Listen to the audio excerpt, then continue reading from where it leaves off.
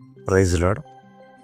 ఈ యొక్క 5వ భాగంలో 11 స్టోరీ లైన్ పుస్తకాలలో 28 నాన్ స్టోరీ లైన్ పుస్తకాలు ఏ రకంగా చేరుకుంటాయో తెలుసుకుందాం. ఇందులో మొదటిది ఆదికాండము. ఆదికాండము 11వ అధ్యాయంలో చేర్చబడే పుస్తకం యోబు ఈ యొక్క తరానికి చెందినవాడని చాలామంది చెబుతుంటారు. నిర్గమకాండం తర్వాత వచ్చే లేవియ కాండంలో మొత్తము ధర్మశాస్త్రం యొక్క వివరణని మనము చూడగలము. సంఖ్యాకాండం తర్వాత వచ్చే ద్వితీయోపదేశ కాండములో క్రొత్త తరానికి ఐగుప్తు నుండి వచ్చిన ప్రయాణము యొక్క వివరణని చూడగలము.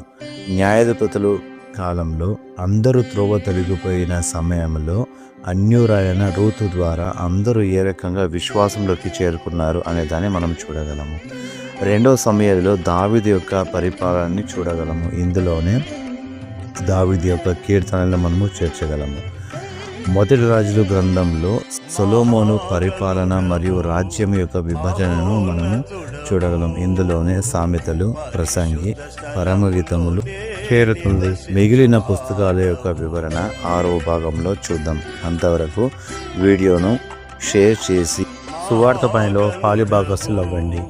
Praise lord.